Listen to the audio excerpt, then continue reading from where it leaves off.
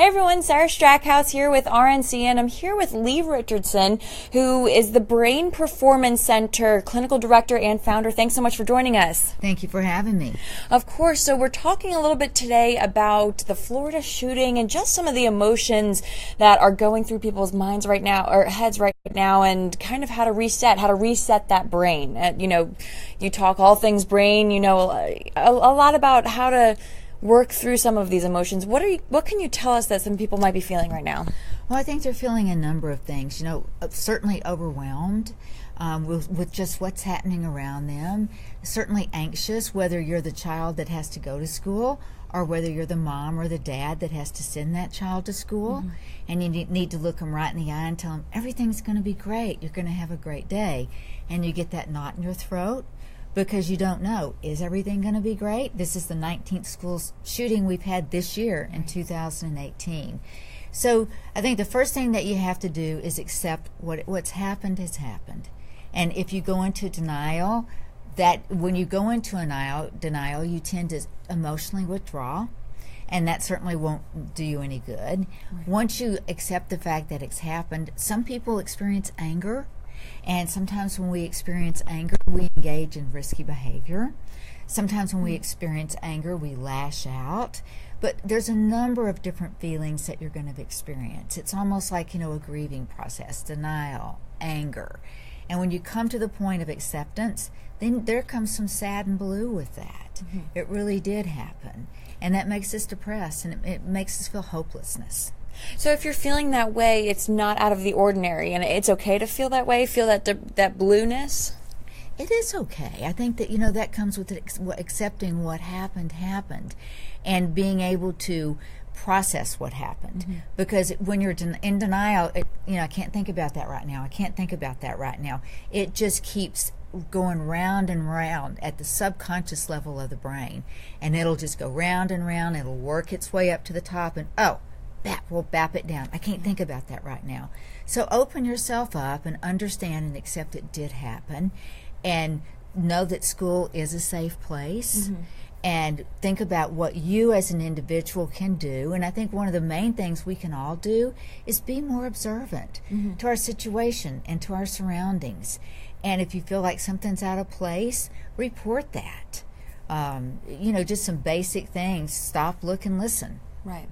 And along what you're saying, that school is a safe place. So in theory, it really, really is. But I think a lot of people assume that this might happen again somewhere down the road, somewhere across the country. How do we reset with that nerve in the background?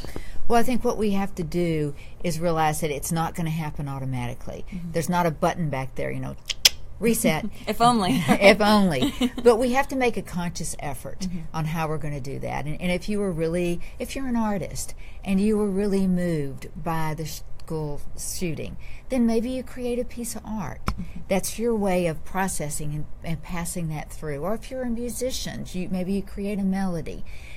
Just play to your strength. Play to yourself where you know what you're strong at, and use that as a way to work through it.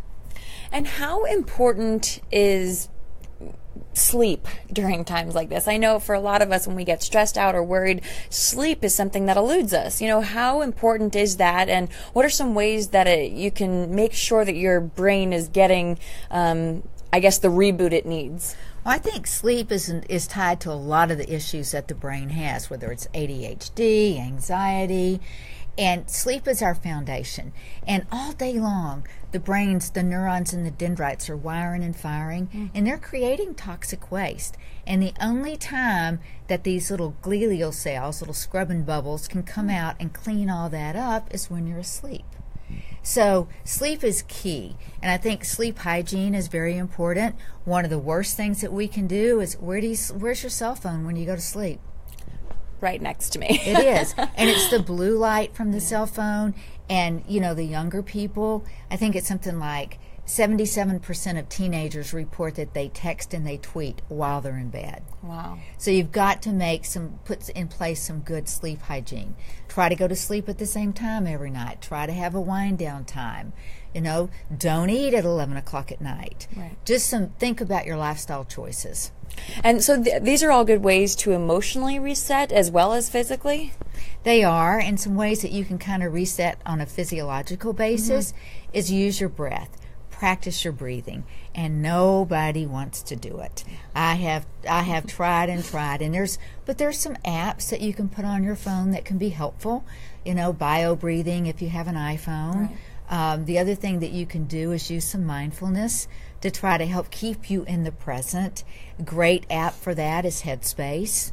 So try to, put some things, because we all have our phone. Sure. And we never let go of that. So it's easy to do. It's easy to use. Absolutely. And creating a mindfulness in your brain when you're getting ready to go to sleep is certainly helpful. So it's a conscious decision. It is a conscious decision. Yeah. So if you're just tuning in, we're here with Lee Richardson, the founder and clinical director of Brain Performance Center.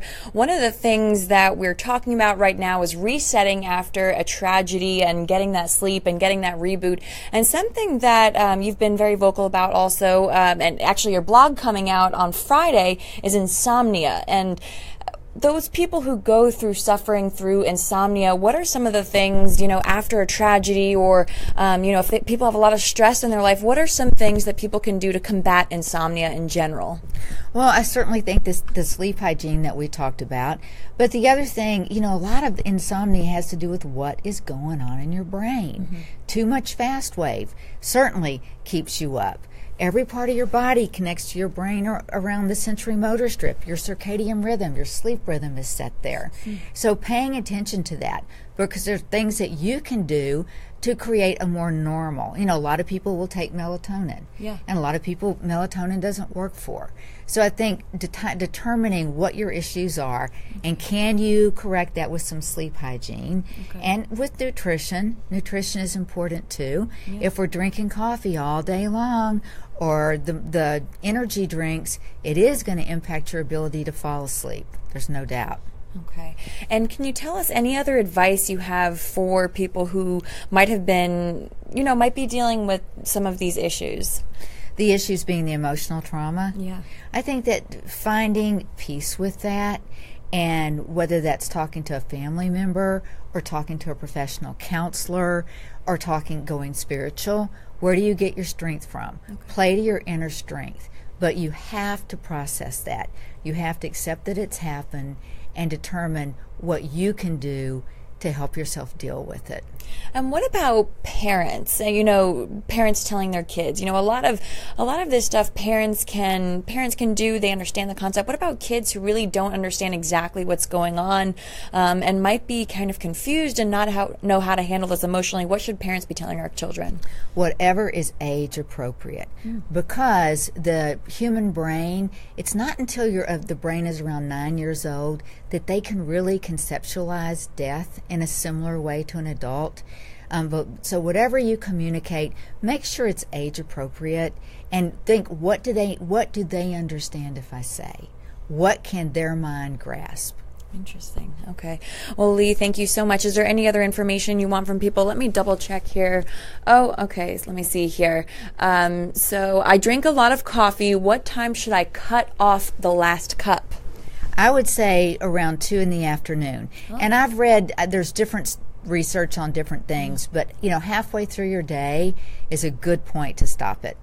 Is there anything else you can do to kind of prematurely get ready for that sleep, to make sure that your brain does shut down and go to sleep when you want to? Well, that's a good part. That's your protocol and your sleep hygiene. For instance, I take a hot bath, and it doesn't matter what time of day I take a hot bath. Oh, there I go. Really, if it's 11 o'clock at night or 8:30 at night, I can feel my body just preparing to shut down and turn off.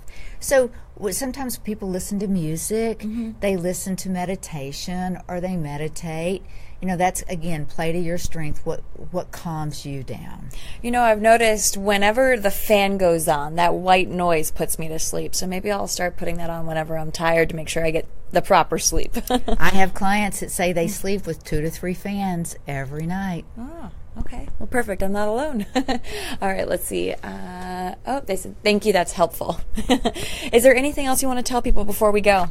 No, I think we've covered it. All right, Lee, thank you so much for joining us. And that blog comes out Friday, right, on your social media? Yes, it does. All right, wonderful. Thank you so much. You're welcome. I just know